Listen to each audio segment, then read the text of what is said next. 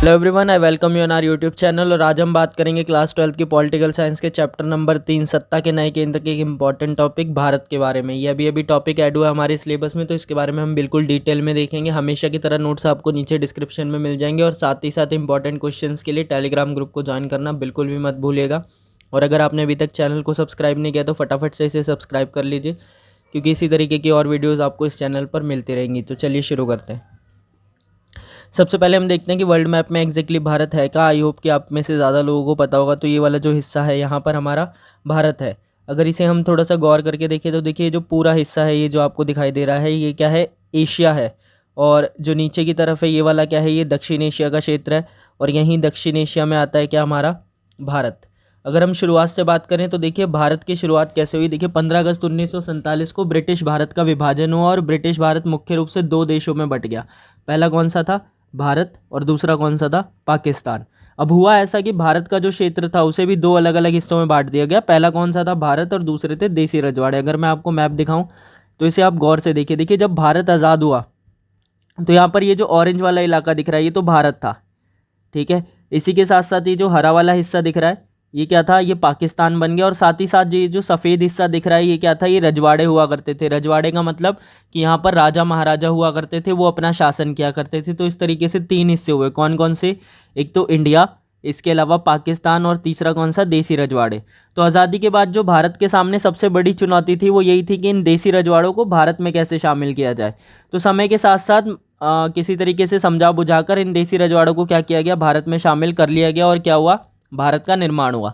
अगर इस टॉपिक के बारे में डिटेल में जानना है तो आपको नीचे डिस्क्रिप्शन में लिंक मिल जाएगा, उस वीडियो को ज़रूर देखें, और ऊपर आई बटन में भी मिल जाएगा। आगे देखते हैं हम। इसके बाद क्या हुआ कि भारत और चीन। तो सबसे पहले हम देखेंगे कि भारत ने कौन कौन से युद्ध लड़े। तो देखिए भारत और चीन 1954 में, भारत जैसे कि चीन है वो भारत का पड़ोसी देश है, तो 1954 में भारत और चीन के बीच पंचशील समझौता किया गया। ये बहुत इंपॉर्टेंट टॉपिक है। इसके अंदर 5 सिद्धांत थे, जैसा कि इसका नाम ही है क्या, पंचशील। तो इसमें 5 सिद्धांत थे। पहला क्या था कि एक दूसरे की अखंडता और संप्रभुता का सम्मान करना, यानी एक दूसरे देश का सम्मान करना, उसके क्षेत्र पर कोई कब्जा ना करने की कोशिश करना। दूसरा क्या करना, परस्पर अनाक्रमण। अनाक्रमण का मतलब है कि एक दूसरे के ऊपर आक्रमण ना करना, यानी बेसिकली युद्ध ना करना। इसके अलावा एक दूसरे के आंतरिक मामलों में हस्तक्षेप ना करना, यानी ना तो चीन भारत के आंतरिक मामलों में हस्तक्षेप करेगा, ना भारत चीन के आंतरिक मामलों में। समान और परस्पर लाभकारी संबंध, ऐसे संबंध रखना जिससे दोनों देशों को क्या हो सके, फायदा हो सके। और साथ ही साथ शांतिपूर्ण सहअस्तित्व बना के रखना, यानी इस तरीके से साथ साथ रहना ताकि शांति बनी रहे।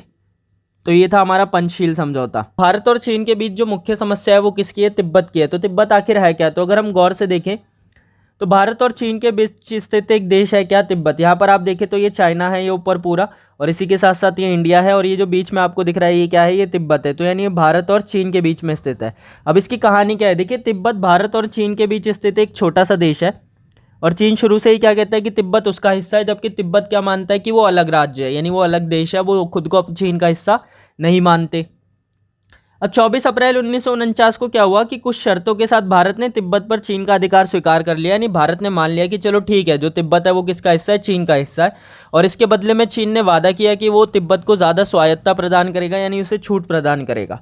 पर ऐसा नहीं हुआ, यानी चीन द्वारा तिब्बत को वो छूट प्रदान नहीं की गई। अब इसी चीज़ को देखते हुए तिब्बत में चीन के शासन के विरोध में क्या हो गया, सशस्त्र विद्रोह शुरू हो गया, यानी तिब्बत के लोगों ने चीन के शासन का विरोध करना शुरू कर दिया।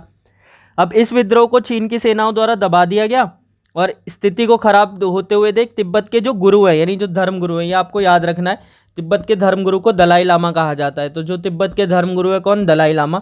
उन्होंने 1959 में भारत से शरण मांगी। उन्होंने कहा कि हम भारत में आकर रहना चाहते हैं, और भारत ने उनको क्या किया, शरण दे दी। कहाँ पर शरण दी, धर्मशाला में। यह नाम आपको याद रखना है, कहाँ पर, धर्मशाला। अब धर्मशाला ये नहीं जो हम नॉर्मली धर्मशाला कहते हैं, धर्मशाला एक जगह का नाम है, ठीक है। तो धर्मशाला में भारत ने क्या किया, उनको शरण दे दी। अब भारत के इस कदम को क्या किया, चीन ने माना कि भारत उनके अंदरूनी मामलों में क्या कर रहा है, हस्तक्षेप कर रहा है, क्योंकि चीन ये मानता था कि तिब्बत उसका और उसके धर्मगुरु को भारत ने शरण दे दी। तो ऐसे में चीन ने माना कि भारत उनके अंदरूनी मामलों में क्या कर रहा है, हस्तक्षेप कर रहा है। पहली समस्या ये हो गई भारत और चीन के बीच। नेक्स्ट जो हमारी समस्या है वो है भारत और चीन के बीच का जो सीमा विवाद है। तो सीमा विवाद आखिर है क्या, देखिए ऐसा है कि भारत और चीन के बीच सीमा विवाद जम्मू कश्मीर के अक्साई चीन और अरुणाचल प्रदेश के नेफा क्षेत्र को लेकर है। यानी ये जो दो क्षेत्र है, देखिए सबसे पहला क्षेत्र कौन सा है यहाँ पर, अगर आप गौर से देखें तो ये जो ऊपर वाला हिस्सा दिख रहा है, देखिए ये अक्साई चीन का क्षेत्र है, और ये जो अरुणाचल प्रदेश वाला दिख रहा है ये नेफा वाला क्षेत्र है। तो इन दो क्षेत्रों को लेकर क्या है, इंडिया और चाइना के बीच में डिस्प्यूट है, यानी कि विवाद है बेसिकली। इस स्थिति को देखते हुए चीन ने क्या किया, भारत के इन हिस्सों पर अपना अधिकार जताया, और भारत ने कहा कि ये जो मामला है, यानी इन दो क्षेत्रों का मामला अंग्रेजों के समय ही सुलझाया जा चुका है, और चीन ने इस बात से इनकार कर दिया कि ऐसा कुछ नहीं है। चीन ये मानता है कि अक्साई चीन और नेफा वाला क्षेत्र उसका है, जबकि भारत ऐसा कहता है कि ये मामला अंग्रेजों के द्वारा ही सुलझाया जा चुका है। अब हुआ क्या कि 1957 और 1959 के बीच चीन ने अक्साई चीन के कुछ क्षेत्र पर कब्जा कर लिया और वहाँ सड़क बनानी क्या कर दी, शुरू कर दी। अब ऐसे में दोनों देश के नेताओं के बीच काफ़ी बातचीत हुई, काफ़ी सारी चर्चाएं हुई, पर यह समस्या सुलझाई ना जा सकी। कई बार दोनों देशों के बीच सेनाओं के बीच में झड़प भी हुई, पर फिर भी ये मामला सुलझ नहीं सका। एक बार अगर आपको फिर से देखना है तो देखिए ये वाला जो क्षेत्र है ये क्या है, ये अक्साई चीन का है, ये वाला, और इसी के साथ साथ ये वाला क्षेत्र किसका है, नेफा का। आगे अगर हम देखें तो भारत और चीन के बीच एक युद्ध भी हुआ था। तो हुआ क्या कि पंचशील समझौते और चीन पर भरोसे के कारण जो उस समय नेहरू जी थे, उनको ऐसा लगा कि भाई चीन तो कभी भारत पर आक्रमण नहीं करेगा, पर इस बार नेहरू जी क्या थे, गलत साबित हुए, और 1962 में चीन ने क्या किया, भारत पर आक्रमण कर दिया।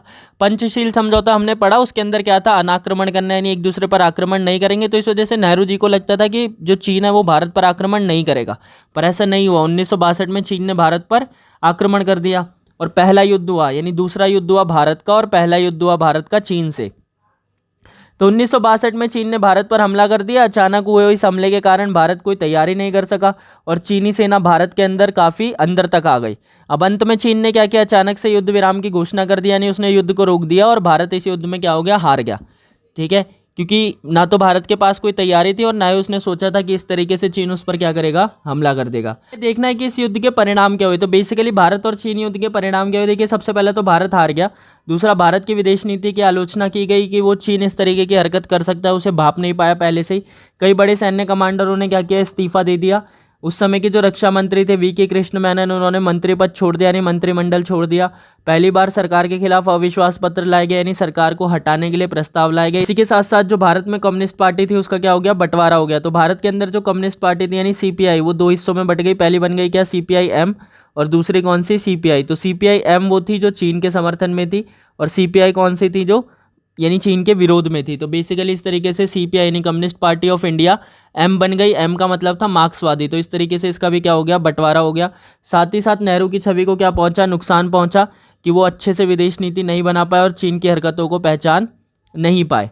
इसके आगे अगर हम देखें तो नेक्स्ट हमारे पास आता है भारत और पाकिस्तान के बीच कौन कौन से युद्ध हुए। तो देखिए जैसे ही भारत आज़ाद हुआ वैसे ही भारत और पाकिस्तान के बीच युद्ध शुरू हो गया, जो कि 1947 में हुआ था। किसे लेकर, कश्मीर विवाद को लेकर। तो आज़ादी के तुरंत बाद ही भारत और पाकिस्तान के बीच युद्ध शुरू हो गया। इसका मुख्य कारण क्या था, कश्मीर। इस युद्ध में भारत को विजय प्राप्त हुई। अब इस युद्ध में जम्मू कश्मीर के कुछ हिस्सों पर पाकिस्तान ने कब्जा कर लिया, जिसे भारत पीओके कहता है और पाकिस्तान आज़ाद कश्मीर कहता है। तो हुआ क्या कि 1947 के बाद कश्मीर विवाद हुआ, भारत पाकिस्तान के बीच युद्ध हुआ, भारत बड़ी आसानी से जीत गया। पर इसके अंदर जो मेन समस्या हुई वो ये हुई कि पाकिस्तान ने भारत के जम्मू कश्मीर, देखिए जो आपको पूरा जम्मू कश्मीर दिख रहा है, इसके कुछ हिस्से पर क्या किया, पाकिस्तान ने कब्जा कर लिया। देखिए जो आपको ये ब्राउन ब्राउन दिखाई दे रहा है ना, इस हिस्से पर क्या कर लिया था, पाकिस्तान ने कब्जा कर लिया था। और आज पाकिस्तानी से क्या बोलता है, पीओके बोलता है।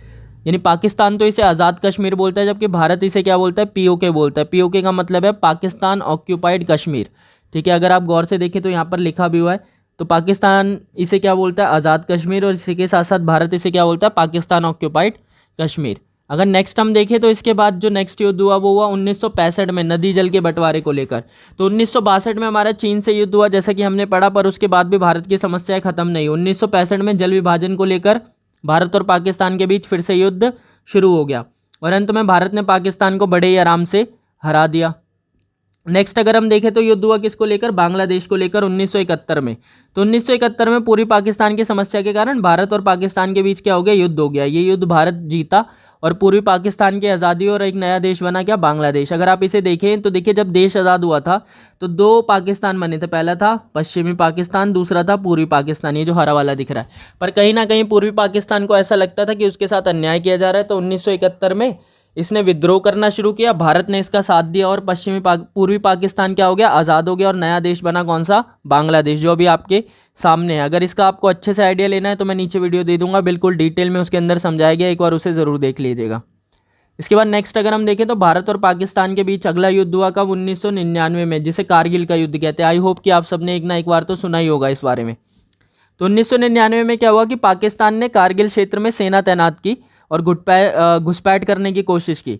तो घुसपैठियों को बाहर निकालने के लिए भारत ने ऑपरेशन विजय चलाया, इसका नाम याद रखना है आपको। ये लगभग 60 दिन तक चला और भारत ने पाकिस्तान की सेना को पूरी तरीके से क्या कर दिया? ढेर कर दिया। तो इस तरीके से चौथा युद्ध भी क्या था? भारत जीत गया। तो अगर अभी हम गौर से देखें तो हमारे 4 युद्ध हुए, किसके साथ? पाकिस्तान के साथ, और एक युद्ध हुआ चीन के साथ। एक युद्ध हम हार गए और 4 के 4 जीत गए, यानी पाकिस्तान से हुए सारे युद्ध अभी तक हम जीते हैं और चीन से जो एक युद्ध हुआ है वो हम हारे हैं। इसके आगे अगर हम देखें तो हमें भारत की विशेषताओं के बारे में पढ़ना है। तो सबसे पहले हमारे पास भारत की भौगोलिक विशेषताएं। तो देखिए, जैसा मैंने आपको बताया कि भारत दक्षिण एशिया का एक देश है और ये एक विकासशील देश है, यानी अभी अपना विकास कर रहा है। ठीक है, ये विश्व का 7वां सबसे बड़ा देश है साइज के हिसाब से। जनसंख्या के आधार पर ये विश्व का दूसरा सबसे बड़ा देश है। इसके दक्षिण में हिंद महासागर है, पूर्व में अरब सागर और पश्चिम में बंगाल की खाड़ी है। और विश्व में सबसे ज़्यादा सांस्कृतिक और धार्मिक विभिन्नता कहाँ पर है? भारत में। अब भारत की राजनीतिक विशेषताओं के बारे में बात करें तो विश्व का सबसे बड़ा लोकतांत्रिक देश है भारत। यहाँ पर संसदीय शासन प्रणाली है, यानी यहाँ पर राष्ट्रपति क्या होता है? देश का मुखिया होता है। इसी के अलावा संघीय शासन प्रणाली है यहाँ पर, कि यहाँ पर केंद्र की सरकार अलग होती है और राज्य की सरकार अलग होती है, दोनों में शक्तियों का बंटवारा किया गया है। इसी के साथ साथ यहाँ पर वर्तमान प्रधानमंत्री कौन है? नरेंद्र मोदी, और वर्तमान राष्ट्रपति कौन है? रामनाथ कोविंद। नेक्स्ट अगर हम देखें तो भारत की आर्थिक विशेषताएं हैं हमारे सामने। तो आज़ादी के बाद भारत ने मिश्रित विकास के मॉडल को अपनाया, जिसमें सरकारी क्षेत्र भी होता है और निजी क्षेत्र भी होता है। अब 1947 से 1991 तक तो यही व्यवस्था चली, यानी उसके अंदर क्या था कि गवर्नमेंट सेक्टर भी था, प्राइवेट सेक्टर भी था। उसके बाद क्या हुआ कि 1991 में भारत ने बड़े आर्थिक बदलाव किए, जिसे क्या कहा जाता है? एलपीजी। एलपीजी के बारे में आपको एक सेपरेट वीडियो मिल जाएगी, उसे ज़रूर देखिएगा अगर आपको डिटेल में जानना। वरना फिलहाल में आप याद रख सकते हैं कि कुछ आर्थिक बदलाव किए। तो आर्थिक बदलाव करने के बाद से ही क्या हुआ? भारत के विकास को बल मिला, यानी उसे और ज़्यादा बल मिला। 1991 के बाद से भारत के विकास की गति में क्या आई? तेज़ी आई। वर्तमान में भारत विश्व की सबसे बड़ी 5वीं अर्थव्यवस्था और इसके अलावा विश्व का सबसे बड़ा सॉफ्टवेयर निर्यातक देश भी भारत ही है। अगर इन सब के बीच में जो जो टॉपिक मैंने आपसे वीडियो में देखने के लिए बोले, अगर आप उन्हें देखेंगे तो अच्छी बात है, उनसे आपको क्लियरिटी और आएगी। उसके अलावा जितना इसमें लिखा है सिर्फ इतना ही लिखना है आपको, उतना डिटेल में जाने की ज़रूरत नहीं है। वो सिर्फ किस लिए है? ताकि आपके माइंड में क्लियरिटी आ सके। नेक्स्ट अगर हम देखें तो भारत की सैन्य विशेषताएं। सैन्य क्षमता के अनुसार भारत विश्व के 5 प्रथम देशों में आता है, यानी टॉप 5 देशों के अंदर आता है। सैनिकों की संख्या के अनुसार भारत का विश्व में दूसरा स्थान है। परमाणु संपन्न देश है भारत। यूएनओ की शांति सेना में भी भारत का योगदान है, यानी यूएनओ यानी यूनाइटेड नेशंस ऑर्गेनाइजेशन जो है, उसकी शांति सेना में भी भारत क्या करता है? अपना योगदान देता है। और इसके अलावा भारत की सेना उच्च गुणवत्ता एवं प्रशिक्षित सैनिकों से क्या है? भरपूर है, और ये इसकी मुख्य विशेषता है। तो यही था इस वीडियो के अंदर। आई होप कि आपको हर टॉपिक अच्छे से समझ आया होगा। जितना बताया गया आपको सिर्फ उतना ही रिमेंबर रखना है। अगर कोई चीज़ ज़्यादा डिटेल में जाननी होगी तो वो हम आगे चैप्टर्स में डिस्कस ज़रूर करेंगे। उसके अलावा अगर आप चाहें तो वीडियोस देख सकते हैं, उनसे आपको और ज़्यादा कॉन्सेप्ट क्लियरिटी आएगी। वीडियो अगर क्लियर ना हुई हो तो इसे रिवाइंड करके 2-4 बार देखिए, चीज़ें अच्छे से समझ आ जाएंगी। डिस्क्रिप्शन में नोट्स का लिंक मिल जाएगा हमेशा की तरह। टेलीग्राम ग्रुप को ज्वाइन करें इंपॉर्टेंट क्वेश्चंस के लिए। और इसके अलावा आप हमारे को अलग अलग हैंडल्स पर फॉलो कर सकते हैं ताकि लेटेस्ट अपडेट्स आपको मिलती रहें। चैनल को सब्सक्राइब करना बिल्कुल मत भूलिएगा, क्योंकि इसी तरीके की और वीडियोस आपके लिए कंटिन्यूसली आती रहेंगी। Thank you.